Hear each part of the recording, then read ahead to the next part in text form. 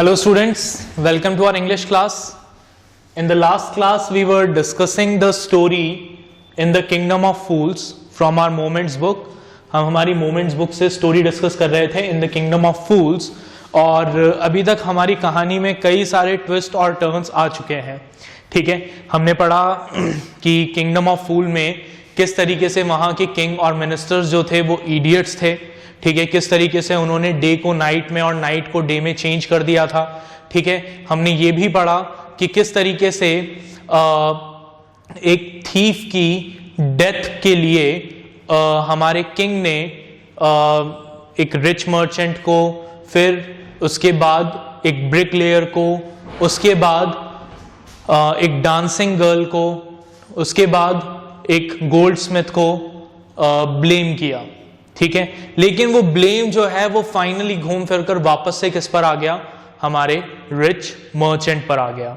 ठीक है, तो हम यहां से आगे स्टोरी को कंटिन्यू करेंगे कि आगे स्टोरी में क्या होता है. ठीक है, फटाफट अपनी बुक ओपन करें, पेज नंबर 23 ओपन करें और मेरे साथ पढ़ना स्टार्ट करें. Right, so we will begin from the third paragraph on page number 23. Let's begin.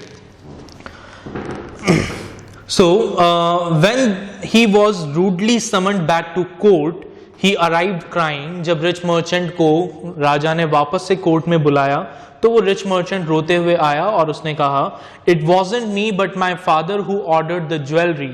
ठीक है, वो उस ज्वेलरी को बनाने का ऑर्डर मेरे फादर ने दिया था, जिसकी वजह से जो गोल्ड स्मिथ है वो डांसिंग गर्ल को टाइम पर उसकी ज्वेलरी नहीं दे पाया, जिस वजह से डांसिंग गर्ल को बार बार गोल्ड स्मिथ के घर के चक्कर लगाने पड़े, जिस वजह से ब्रिकलेयर डिस्टर्ब हुआ और उसने कमजोर दीवार बनाई, जिसकी वजह से उस थीफ की डेथ हुई.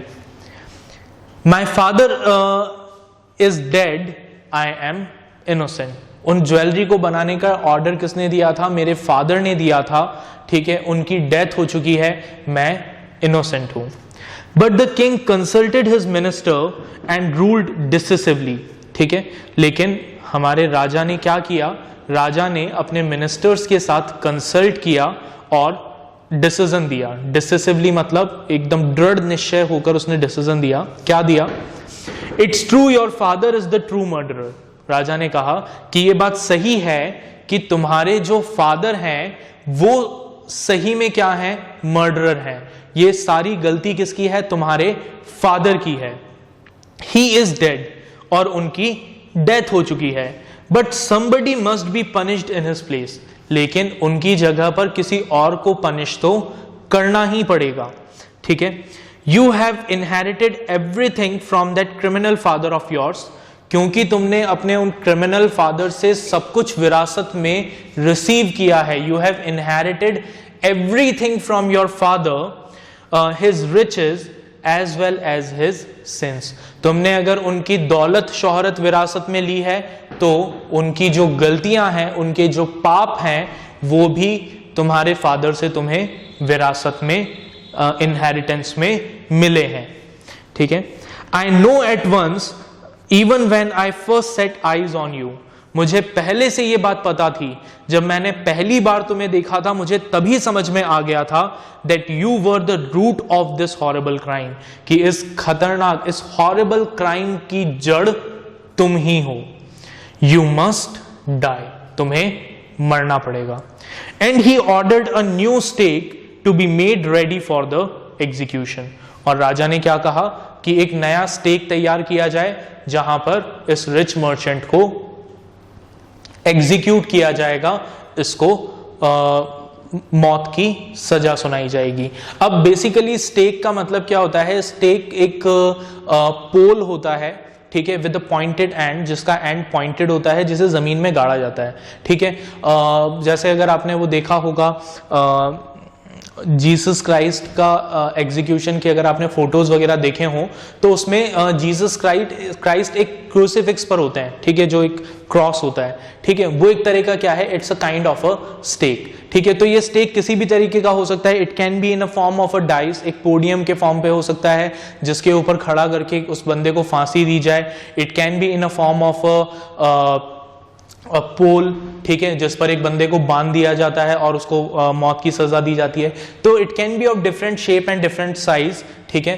तो एक नया स्टेक बनाने का राजा ने क्या किया, डिसीजन लिया, ऑर्डर दिया कि एक नया स्टेक बनाया जाए जिस पर इसे एग्जीक्यूट किया जाएगा, ठीक है। स्टेक को हिंदी में कहा जाता है सूली। हम पढ़ते हैं ना सूली पे चढ़ा देना, तो वो सूली जो है दैट इज अ स्टेक। आगे देखें, and he ordered a new stake to be made ready for the execution. उन्होंने ऑर्डर दिया कि भाई एक नया स्टेक तैयार किया जाए।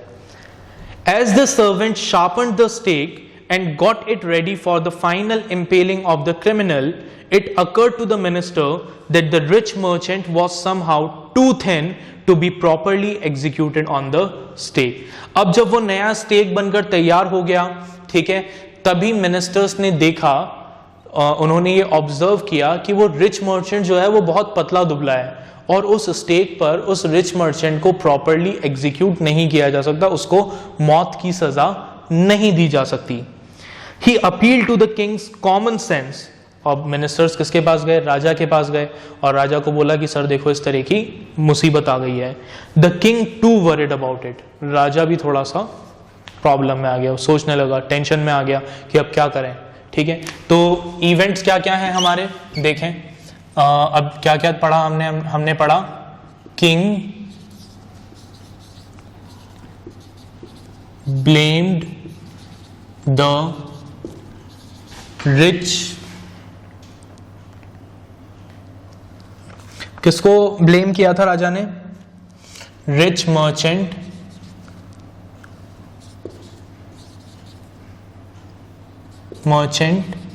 For the death of the thief, ठीक है। थीफ की डेथ के लिए किंग ने किसको ब्लेम किया, रिच मर्चेंट को ब्लेम किया।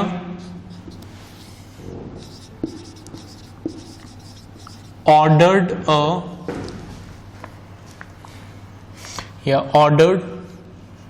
To build a new stake for the execution of rich merchant। Order दिया कि एक नया स्टेक बनाया जाए, एक नया स्टेक तैयार किया जाए जिस पर रिच मर्चेंट को एग्जीक्यूट किया जाएगा, ठीक है। फिर हमने क्या पढ़ा, स्टेक के बनने के बाद rich merchant was too thin to be properly executed on the stake। कि वो रिच मर्चेंट जो था वो इतना पतला था कि उसको स्टेक पर प्रॉपरली एग्जीक्यूट नहीं किया जा सकता था। अब आगे देखें आगे क्या हुआ। आप चाहें तो इसे नोट कर लें, मैं एक बार साइड में हट जाता हूं। चलिए आगे देखें। So what shall we do, he said when suddenly it struck him that all they need to do was to find a man fat enough to fit the stake। अब नॉर्मल केसेस में अगर इस तरह की situation एक normal इंसान के सामने आए, एक नॉर्मल किंग के सामने आए, तो वो किंग क्या कहेगा, वो किंग कहेगा कि या तो इसे किसी और तरीके से एग्जीक्यूट कर दो, किसी और तरीके से मौत की सजा दे दो, या फिर एक नया स्टेक बना लो। लेकिन क्योंकि हमारे जो किंग थे वो इडियट थे, बेवकूफ थे, तो उन्होंने क्या डिसीजन लिया, उन्होंने क्या सोचा, उन्होंने कहा कि हम कोई बड़ी मुश्किल नहीं है, ये जो प्रॉब्लम है ये कोई बहुत बड़ी प्रॉब्लम नहीं है, हमें सिर्फ क्या करना है, हमें एक ऐसा हट्टा कट्टा इंसान ढूंढना है जो इस स्टेक पर प्रॉपरली फिट हो जाए, ठीक है। हम रिच मर्चेंट की जगह उसको एग्जीक्यूट कर देंगे, काम खत्म, ठीक है। तो क्या कहा उसने, when suddenly it struck him that all they need to do was to find a man fat enough to fit the stake, The servants were immediately sent all over the town looking for a man who would fit the stake. ठीक है, सारे servants को भेजा गया कि पूरे शहर में जाओ और एक ऐसा बंदा ढूंढ कर लाओ जो इस स्टेक पर फिट हो जाए. And their eyes fell on the disciple who had fattened himself for months on bananas and rice and wheat and ghee.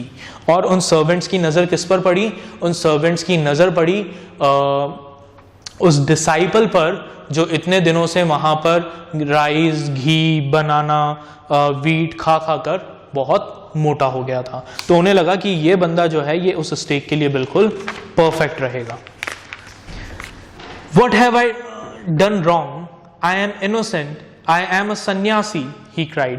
और जब वो उस डिसाइपल को पकड़कर राजा के पास ले जाने लगे तो डिसाइपल ने क्या कहा कि मैंने क्या गलत किया? मैंने कुछ भी गलत नहीं किया, मैं बिल्कुल इनोसेंट हूं, मैं तो एक सन्यासी हूं, तुम मुझे क्यों पकड़कर ले जा रहे हो?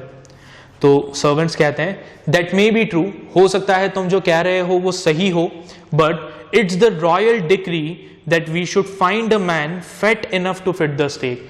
लेकिन ये राजा का आदेश है कि हमें एक ऐसा इंसान ढूंढना पड़ेगा जो इस स्टेक पर फिट हो. And carried him to the place of execution. और वो सन्यासी को उठाकर, उस डिसाइपल को उठाकर कहाँ ले गए? प्लेस ऑफ एग्जीक्यूशन पर ले गए. He remembered his wise guru's word. अब जब डिसाइपल के साथ ये सब कुछ हो रहा था तो डिसाइपल को क्या याद आया? अपने गुरु के वर्ड्स याद आए. ठीक है, क्या कहा था गुरु ने?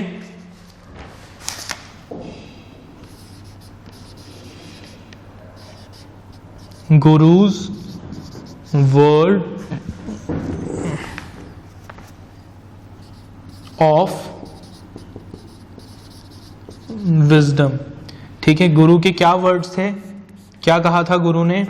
गुरु ने कहा था, क्या कहा था? याद करो, पहले फर्स्ट लेक्चर में पढ़ा था हमने. क्या कहा था? This is the city of fools. ये मूर्खों का शहर है.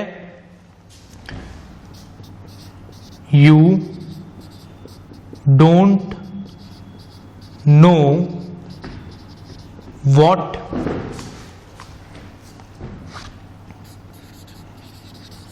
they will do next. ठीक है, क्या कहा था गुरु ने? गुरु ने जाने से पहले डिसाइपल को समझाया था. क्या समझाया था? कि भाई ये शहर जो है ये बेवकूफों का शहर है और हम ये प्रिडिक्ट नहीं कर सकते कि ये बेवकूफ लोग आगे क्या करेंगे. अभी ये तुम्हारे लिए अच्छे हैं लेकिन तुम कह नहीं सकते कि वो आगे भी तुम्हारे साथ अच्छा बिहेव करेंगे. ये कभी भी बदल सकते हैं, तो हमें यहां पर नहीं रहना चाहिए. ठीक है. So while he was waiting for death he prayed to his guru in his heart. अब जब डिसाइपल अपनी डेथ का, अपने मरने का इंतजार कर रहा था तो उसने क्या किया? उसने अपने दिल में प्रे किया, अपने गुरु से रिक्वेस्ट की. ठीक है, क्या प्रे किया? Asking him to hear his cry. मन में कहा कि हे गुरुदेव प्लीज मेरी आवाज सुने, मेरी बात को सुने, आप जहां कहीं भी हैं मेरी आवाज सुने और मुझे बचाएं. ठीक है. The Guru saw everything in a vision. गुरु ने ये सब कुछ अपने विजन में देखा. He had magic powers. ठीक है, कैसे देखा?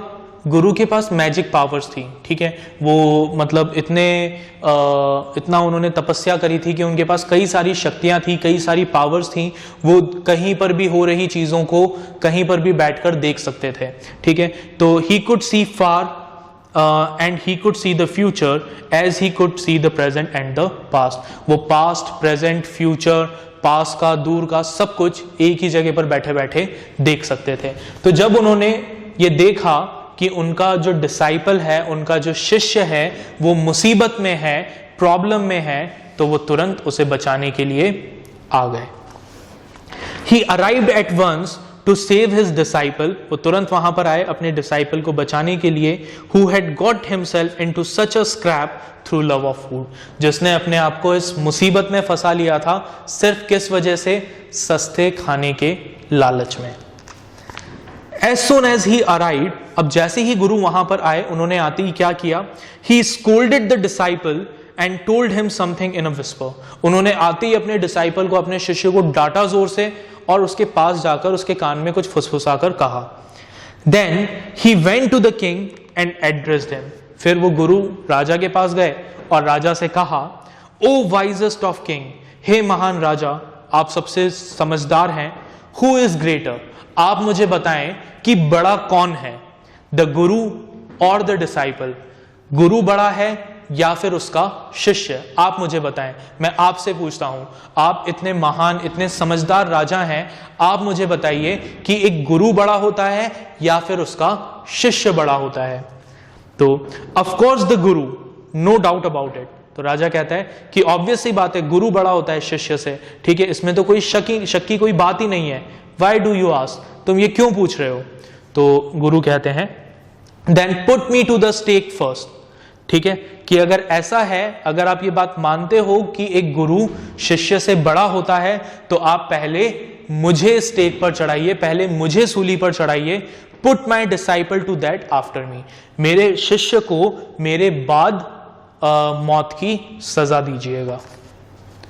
When the disciple heard this, अब जब डिसाइपल ने ये बात सुनी, he understood, वो सारी बात समझ गया, and began to clamor, और रोने लगा, चिल्लाने लगा, me first, कि नहीं महाराज, मुझे पहले मौत की सजा दो, you brought me here first, आप पहले मुझे यहां पर लेकर आए थे, put me to that first, तो पहले मुझे मौत की सजा मिलनी चाहिए, मेरे गुरु को नहीं। पहले आप मुझे मारिए, पहले मुझे सूली पर चढ़ाइए, उसके बाद मेरे गुरु को सूली पर चढ़ाइएगा। The guru and the disciple now got into a fight about who should go first, और गुरु और शिष्य जो हैं वो आपस में लड़ने लगते हैं कि पहले कौन मरेगा। The king was puzzled by this behavior। अब जब राजा ये सब देखता है तो वो थोड़ा सा हैरान हो जाता है कि मैंने अपनी जिंदगी में इतने सारे केसेस देखे, सब लोग ये कहते हैं कि पहले दूसरे को मारो, मुझे छोड़ दो, मुझे छोड़ दो, मुझे छोड़ दो, लेकिन यहाँ तो उल्टी गंगा बह रही है, यहाँ पे तो पूरी सिचुएशन ही उल्टी है। यहाँ पे ये दो लोग इसलिए लड़ रहे हैं कि पहले मुझे मारा जाए, बाद में दूसरे को मारा जाए। ठीक है, ये क्या चक्कर है? ही आस्क्ड द गुरु, ठीक है, तो उन्होंने गुरु से पूछा, why do you want to die, कि तुम क्यों मरना चाहते हो? We choose him because we needed a fat man for the stake, हमने तुम्हारे डिसाइपल को इसलिए चूज किया क्योंकि हमें एक मोटा आदमी चाहिए था जो स्टेक पर फिट हो जाए। ठीक है, तुम्हें मारने का तो कोई रीजन नहीं है, पर तुम क्यों मरना चाहते हो? तो गुरु ने कहा, you shouldn't ask me such questions, महाराज आपको मुझसे ऐसे सवाल नहीं पूछने चाहिए। Put me to that first, आप सिर्फ मुझे सूली पर चढ़ा दो, सवाल मत पूछो। रिप्लाइड द गुरु, किसने कहा? ये गुरु ने कहा कि आप मुझसे प्लीज इस तरह के सवाल मत पूछो, आप मुझे सीधे सूली पर चढ़ा दो। वाई? राजा ने कहा, नहीं नहीं नहीं, कुछ तो चक्कर है, कुछ तो गड़बड़ है। ठीक है, why? There is some mystery here, यहाँ पे कुछ तो गड़बड़ चल रही है। As a wise man you must make me understand, क्योंकि तुम एक गुरु हो, तुम एक समझदार इंसान हो, तो तुम्हें मुझे समझाना पड़ेगा कि यहाँ पर ये सब कुछ क्या चल रहा है, क्यों तुम पहले मरने की बात कर रहे हो। तो गुरु कहते हैं, will you promise to put me to that if I tell you, कि अच्छा अगर मैं आपको बता दूंगा तो क्या आप मुझसे प्रॉमिस करते हो कि आप मुझे पहले सूली पर चढ़ाएंगे? गुरु ने राजा से पूछा। The king gave him his Solomon words, तो राजा ने कहा कि हाँ मैं वचन देता हूं, ठीक है, अगर तुम मुझे सारी बात समझा दोगे तो मैं तुम्हारे डिसाइपल से पहले तुम्हें सूली पर चढ़ा दूंगा। The Guru took him aside, गुरु राजा को साइड में लेकर गए, out of the servants year shot, जहां पर सर्वेंट्स उन्हें सुन ना सकें, एंड विस्पर्ड टू हिम, और उससे कहा, do you know why we want to die right now, आप जानना चाहते हो कि हम अभी क्यों मरना चाहते हैं? द टू ऑफ अस, हम दोनों। We have been all over the world, हमने पूरी दुनिया घूमी है, but we have never found a city like this और अ किंग लाइक यू, लेकिन हमें आज से पहले इस तरह का शहर और आपके जैसा राजा आज से पहले कभी नहीं मिला। That stake is the stake of the god of justice, ये जो स्टेक आपने बनवाया है, ये स्टेक किसका है? It is the stake of god of justice, ये जस्टिस के गॉड का स्टेक है। ठीक है, इट्स न्यू, ये बिल्कुल नया है। It has never had a criminal on it, इस पर आज से पहले किसी भी क्रिमिनल को सूली पर नहीं चढ़ाया गया। ठीक है, इस पर किसी भी क्रिमिनल को एग्जीक्यूट नहीं किया गया है। Whoever dies on it first, will be reborn as the king of this country. जो भी इस स्टेक पर सबसे पहले मरेगा वो अगले जन्म में इस कंट्री के राजा के तौर पर पैदा होगा, इस कंट्री का राजा बनकर पैदा होगा. And whoever goes next will be the future minister of this country. और जो सेकंड नंबर पे मरेगा वो आने वाले समय में फ्यूचर में इस कंट्री का मिनिस्टर बनकर पैदा होगा. We are sick of our exotic life. हम हमारी ये जो सन्यासियों जैसी जिंदगी है इससे बोर हो गए हैं. ठीक है, it would be nice to enjoy ourselves as a king and minister for a while. और हम चाहते हैं कि अब कुछ समय के लिए एक राजा और मंत्री की तरह जिंदगी बिताएं, अगले जन्म में राजा और मंत्री बनकर पैदा हों. Now keep your words. मैंने अब आपको सारी मिस्ट्री बता दी है.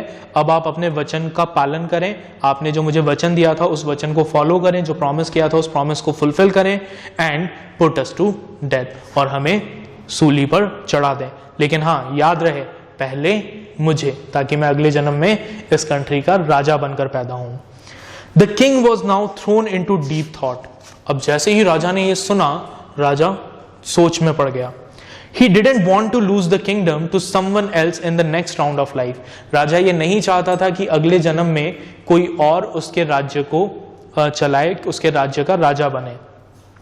He needed time. उसको सोचने के लिए कुछ समय चाहिए था. So he ordered the execution postponed to the next day and talked in secret with his minister. तो राजा ने कहा कि एग्जीक्यूशन जो है वो कल के लिए पोस्टपोन किया जाता है, और जाकर अपने मिनिस्टर से डिस्कस करने लगा. क्या कहा उसने अपने मिनिस्टर से? It is not right for us to give over the kingdom to others in the next life. राजा ने क्या कहा? राजा ने कहा कि ये ठीक नहीं होगा कि हम हमारा राज्य अगले जन्म में किसी और को दे दें. ठीक है, let's go on the stake ourself and we will be reborn as king and ministers again. चलो हम चलकर खुद अपने आप को सूली पर चढ़ा लेते हैं, ताकि अगले जन्म में हम वापस से हमारे इस कंट्री के राजा और मिनिस्टर के फॉर्म में पैदा हों.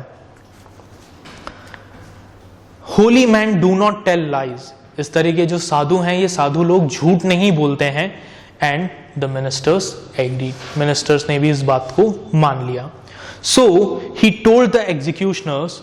तो राजा ने, जो एग्जीक्यूशनर्स थे जिनका काम था मौत की सजा देना, उसको एग्जीक्यूट करना, उसको परफॉर्म करना, उन्होंने उन जल्लादों से कहा, we will send the criminals tonight, कि हम आज रात को क्रिमिनल्स तुम्हारे पास भेजेंगे.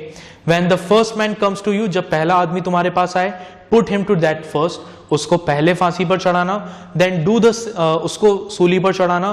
Then do the same to the second man, और फिर वैसा ही दूसरे आदमी के साथ करना. Those are my orders. ये मेरा आदेश है.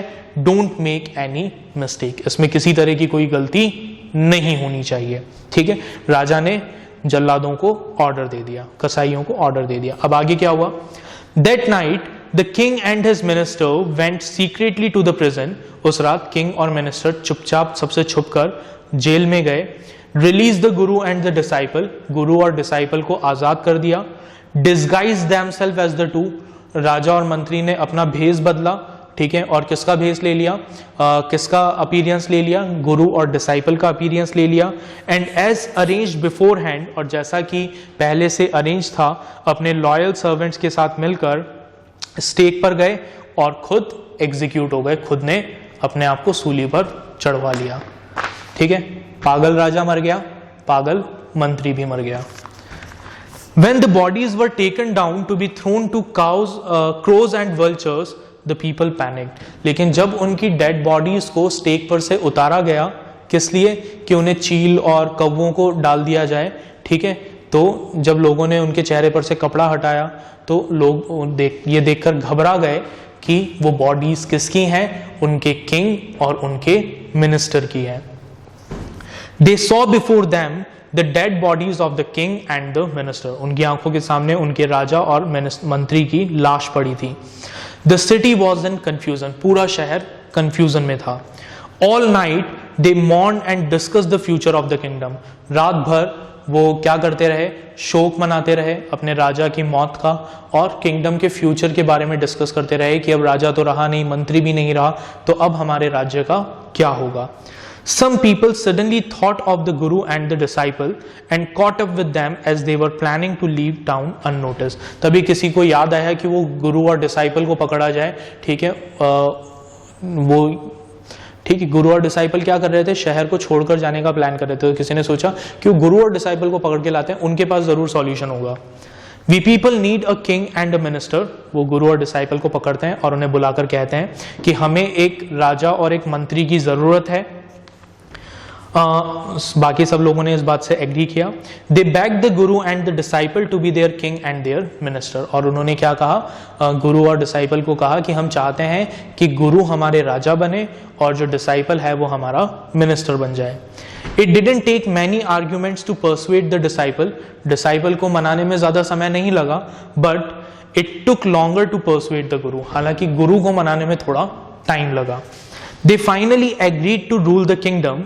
उन्होंने फाइनली ये एग्री किया कि वो उस किंगडम को रूल करेंगे, ठीक है, उस किंगडम के राजा और मंत्री बनेंगे, ठीक है। Agree to rule the kingdom of foolish king and silly ministers on the condition. लेकिन उन्होंने अपनी कंडीशन रखी। क्या कंडीशन रखी? That they could change all the old law. उन्होंने, गुरु ने कहा कि ठीक है, मैं आपके देश का राजा बनने के लिए तैयार हूं, लेकिन मेरी एक शर्त है, और मेरी शर्त यह है कि मैं पुराने सारे नियमों को, पुराने सारे रूल्स को बदल दूंगा। फ्रॉम देन ऑन, और उस दिन के बाद से, night would again be night, रात वापस से रात बन गई, and day would again be day, day वापस से डे बन गया, and you could get nothing for a डुड्डू। और एक डुड्डू के बदले में अब उस शहर में कुछ भी नहीं मिलता था। It became like any other place. गुरु और डिसाइपल ने उस राज्य को और दूसरे राज्यों के जैसा ही बना दिया, ठीक है। तो ये थी हमारी story in the kingdom of fools. I hope आपको ये स्टोरी पसंद आई होगी। इस स्टोरी को एक बार दोबारा से पढ़िएगा, ठीक है। बुक में जो क्वेश्चन आंसर्स गिवन है उन क्वेश्चन आंसर्स को प्रैक्टिस करिएगा, और फिर हम मिलेंगे हमारे अगले लेक्चर में एक अगली कहानी के साथ। Bye bye.